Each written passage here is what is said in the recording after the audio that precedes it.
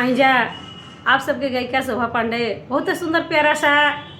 मज़ेदार दुआर पूजा बराती लोग के गाड़ी गीत लेके आगिल बनी। देखी जब बारात दुआरे पर लागेला त गाड़ी गीत होखेला। आप लोग गीत के माध्यम से सुनी जा। अच्छा लगी लाइक शेयर कमेंट जरूर करब जा। अरे मार बढ़ानी कैसन आइल बाबा रतिया कि मार बढ़ानी कैसन आइल बाबा रतिया कि मार बढ़ानी कौनो के आँख बाटे कौनो के आँखो ना कौनो के आँख बाटे कौनो के आँखो ना जवना के आँख नइखे ताके सगरी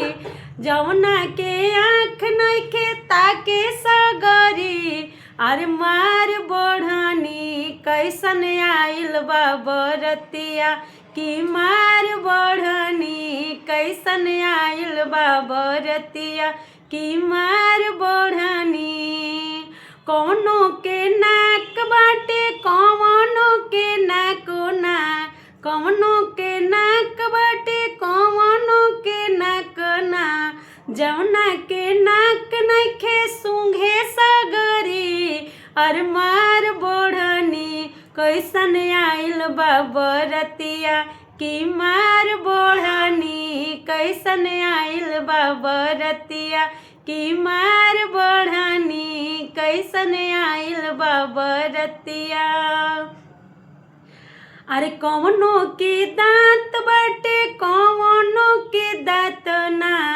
कौनो के दांत बाटे कौनो के दांत ना जवना के दांत नइखे खाला सगरी अरे मार बढ़ानी कैसन आइल बाबा रतिया कि मार बढ़ानी कैसन आइल बाबा रतिया कि मार बढ़ानी कैसन आइल बाबा रतिया। अरे कौनो के हाथ बाटे कौनो के हाथ ना कौनो के हाथ बाटे कौनो के हाथ ना जवना के हाथ नइखे फोटो खींचे सगरी अरे मार बढ़ानी कैसन आइल बाबा रतिया कि मार बढ़ानी कैसन आइल बाबा रतिया कि मार बढ़ानी कैसन आइल बाबा रतिया। कौनो के गोड़ बाटे कौनो के गोड़ो ना कौनो के गोड़ बाटे कौनो के गोड़ो ना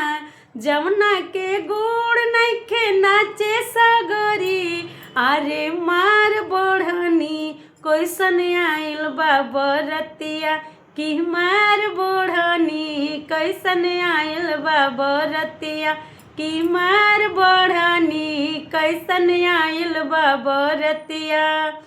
कौनो के मुँह बाटे कौनो के मुँह ना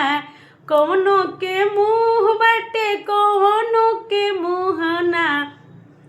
जवना के मुँह नइखे हंसे सगरी अरे मार बढ़ानी कैसन आइल बाबा रतिया कि मार बढ़ानी कैसन आइल बाबा रतिया कि मार बढ़ानी कैसन आइल बाबा रतिया।